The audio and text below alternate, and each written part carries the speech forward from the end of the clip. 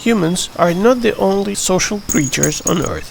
Think of ants or bees as another example. Members of any social group need to communicate.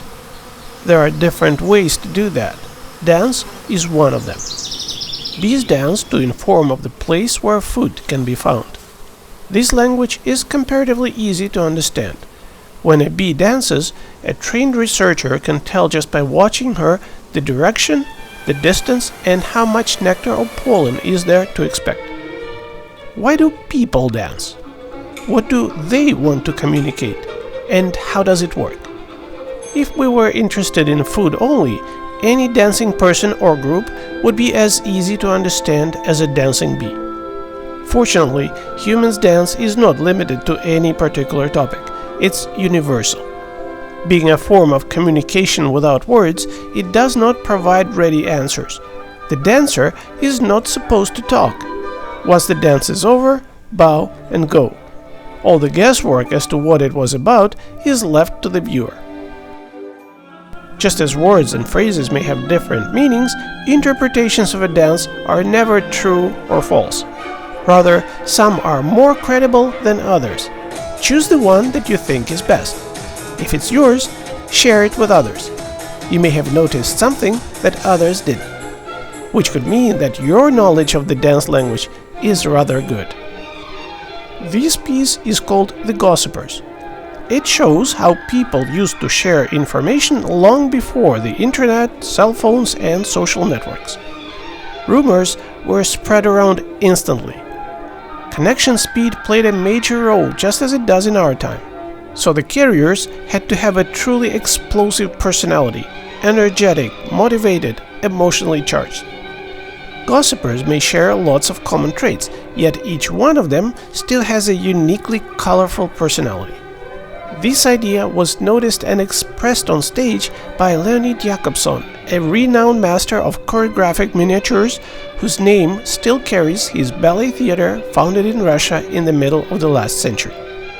Watching the same dance now, we may interpret it differently from what its author originally meant. These days, smart machines are certainly more efficient in delivering messages, texts, pictures, voice, but not much of the emotions. Reduce your smile to a bracket and you'll see just a shadow of it. Now look at the characters on stage. Bright eyes, bursting energy, body language. If anything is lost in the message they transfer, it's definitely not emotions. So isn't this dance really about things we miss with the communication technologies? A warning that easy connections make us in fact emotionally disconnected? Offering roles of this level to young dancers is a risky business. On the other hand, it is very indicative of the artistic director's confidence in them. Second part of 20th century, it was time for wonderful, amazing choreographer Leonid Jacobson. Absolutely fantastic person, blessed with huge talents of an artist and choreographer. Unfortunately, his name is pretty much forgotten now. I felt it important to bring back to life at least one of his masterpieces, The Gossipers.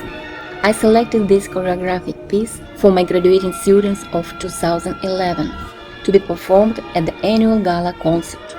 For them, it was a chance to get a better feel of both their acting talents and the flexibility of the professional classical ballet training. They had just a few weeks to go through discussions, rehearsals, and the preparation for the concert. In the end, the 5 gossipers again, half a century later, were back on stage. My students played their roles with such detail and passion that no doubt would charm the author himself. When talking about the actors of his theater, Leonid Jacobson once mentioned, all of them are true, profound, and very fine professionals. What's most important, they can communicate using the language of choreography. Thousands graduate from ballet schools and dance very well, but scarce are those who can actually speak in the dance language.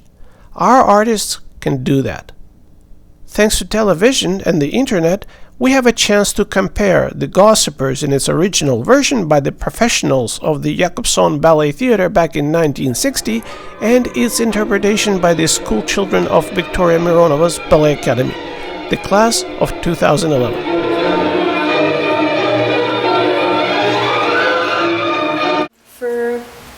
that dance, we were all gossipers. I was one of the gossipers. I was one of the more serious characters. I was portraying a woman who's very busy and very kind of has better things to do than talk about other people, but still gets caught up into that whole drama and still gets interested and sooner or later starts gossiping as well. I don't know, I think the role is very funny. It's something everybody can portray to because all of us are always working and trying not to be caught up in that, but soon, like once or twice, you'll hear rumors and you'll be like, well, how does that happen? And you'll try to go around figuring out, why did somebody say that about me, or why did someone say that about someone else? Because in this world, everybody gossips and everybody spreads rumors, and it's only natural to hear them and have an opinion about them and try to say something about them. But I really recommend that nobody listens to anything. Just live your own life, forget about what people are talking about. My character is very similar to a trait of mine that's, kind of self-centered and pretty girly, I would say. So it was fun taking that one trait and exaggerating and blowing it out of proportion. This dance was really fun to rehearse. All of the people were really excited about it, and especially we, the dancers, were excited about it. After rehearsing about 3 acts, we were all so tired, and then we think, okay, gossip time. It was so much fun. We have to get all, in our mood, getting all acting and stuff, because, I don't know, when we dance, it's a different type of performing, and in Gossipers, we were really relaxed. It wasn't really about the technique, it was mostly about the emotional part, and that was really fun. The Gossipers is a very interesting comic composition. It does not require a lot of hard physical elements, but it requires a lot of acting. My character is somewhat serious in a way that she is very focused on her own life. She's very into her own work, into the everyday duties she has to do. And she comes out on stage last as a sign, and very into, she walks looking down, thinking about what all the things she needs to do coming from home to work, until her friends stop her and start tattletaling and talking. It was such an amazing choreography. We enjoyed it so much. There was 5 of us, and it was the 5 graduating girls. My character was, I think, kind of the starter. She's the one that came out on stage and she started everything basically, and she got everybody involved. So I was kind of the one that started everything. I guess I'm kind of the bad one, but whatever. I was happy with the audience's response. They laughed. They enjoyed it, I think. We enjoyed it the most. There were a lot of interesting moments, obviously, during the rehearsal. Just dissecting everyone's role is very interesting because they're all gossipers. They're all very the same, but each and every one is so unique. Each and every girl has to portray a little bit of something else, something different. Everyone has to be unique. As soon as we started rehearsing this choreography, we kind of just really hopped into it. It came surprisingly very natural to us. We had so much fun. It was honestly the most fun piece of the performance that we got to rehearse. We were rehearsing it with Miss Helen, and it was so enjoyable. It was so funny. No matter how tired we were after we took all of our other dances, we were so happy to actually reach the Gossipers just because it's so funny and it's so enjoyable. It's very fast and it's very live, but it's such an amazing choreography. I loved it. Take a closer look at these ballerinas. Memorize their names and faces.